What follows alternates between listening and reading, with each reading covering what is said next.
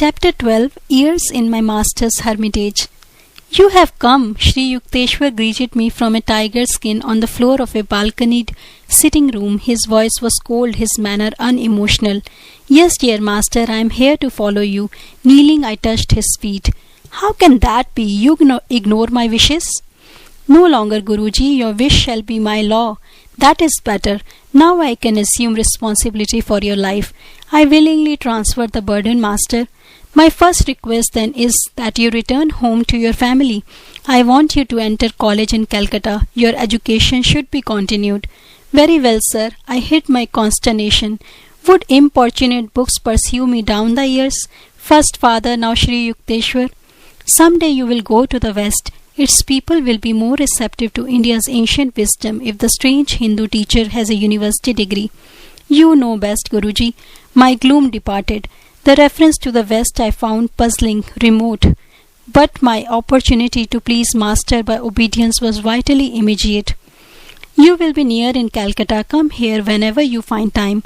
Every day, if possible, Master. Gratefully, I accept your authority in every detail of my life, on one condition. Yes, that you promise to reveal God to me.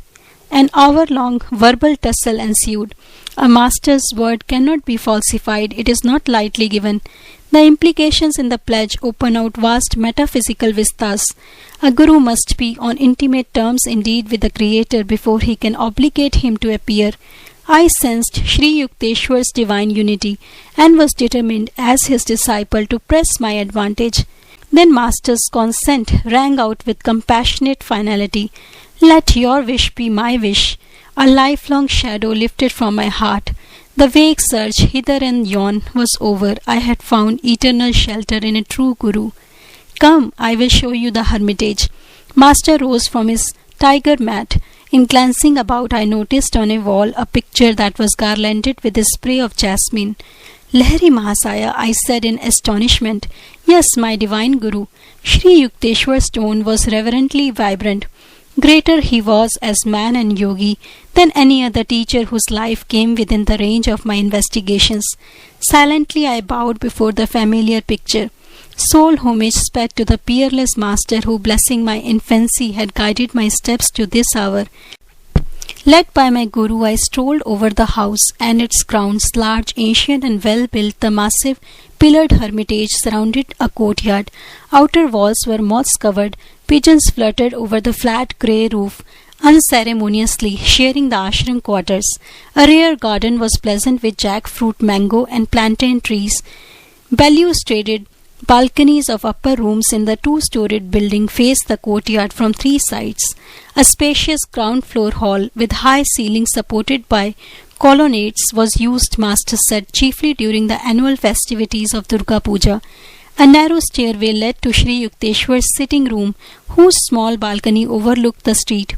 Ashram was plainly furnished. Everything was simple, clean and utilitarian. Several Western-style chairs, benches and tables were in evidence. Master invited me to stay overnight.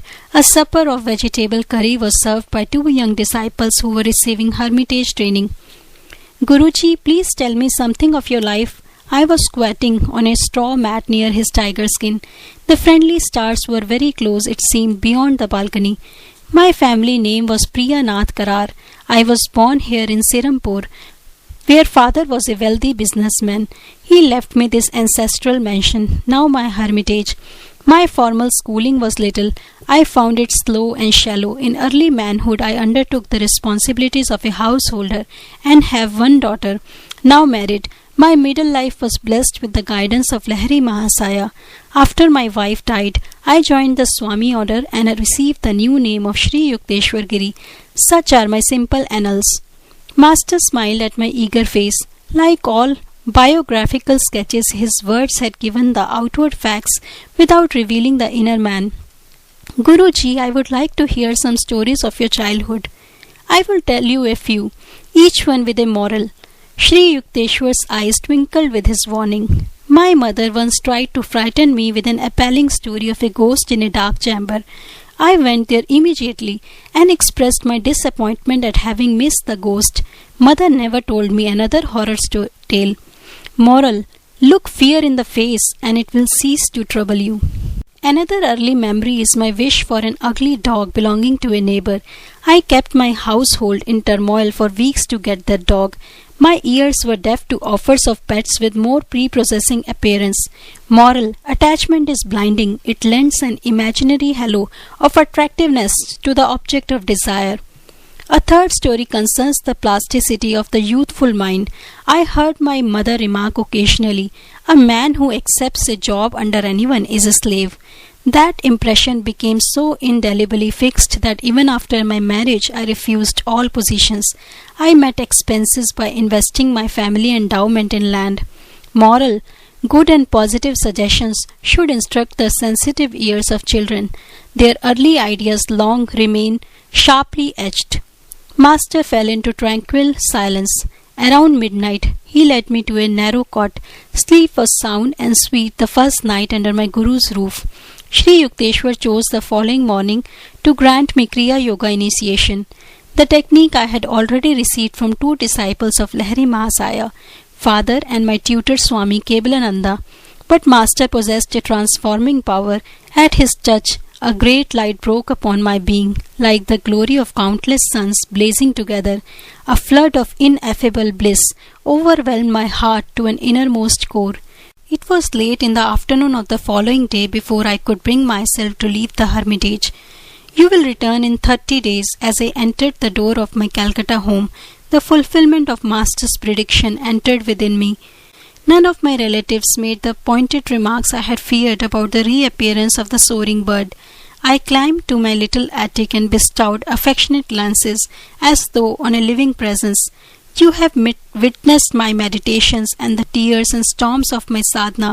Now I have reached the harbor of my divine teacher. Son, I am happy for us both. Father and I sat together in the evening calm. You have found your Guru, as in miraculous fashion I once found my own. The holy hand of Lahiri Mahasaya is guarding our lives.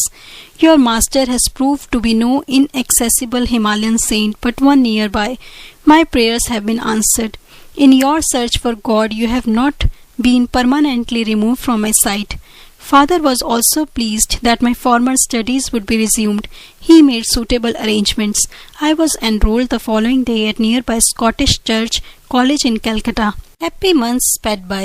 My readers have doubtless made the perspicacious surmise that I was little seen in the college classrooms. The Serampore Hermitage held a lure too irresistible. Master accepted my constant presence without comment. To my relief, he seldom referred to the halls of learning. Though it was plain to all that I was never cut out for a scholar, I managed to attain minimum passing grades from time to time. Daily life at the ashram flowed smoothly, infrequently varied. My Guru awoke before dawn. Lying down or sometimes sitting on the bed, he entered a state of samadhi. It was simplicity itself to discover when Master had awakened. Abrupt halt of stupendous notes, a sigh or two, perhaps a bodily movement, then a sounded state of breathlessness. He was in deep yogic joy. Breakfast did not follow. First came a long walk by the Ganges. Those morning strolls with my Guru, how real and vivid still. In the easy resurrection of memory, I often find myself by his side. The early sun is warming the river. His voice rings out, rich with the authenticity of wisdom. A bath, then the midday meal. Its preparation according to Master's daily directions had been the careful task of young disciples. My Guru was a vegetarian. Before embracing monkhood, however, he had eaten eggs and fish. His advice to students was to follow any simple diet that proved suited to one's constitution. Master ate little, often rice colored with turmeric or juice of beets or spinach and lightly sprinkled with buffalo ghee or melted butter. Another day he might have lentil dal or chana curry with vegetables. For dessert, mangoes or oranges with rice pudding or jackfruit juice.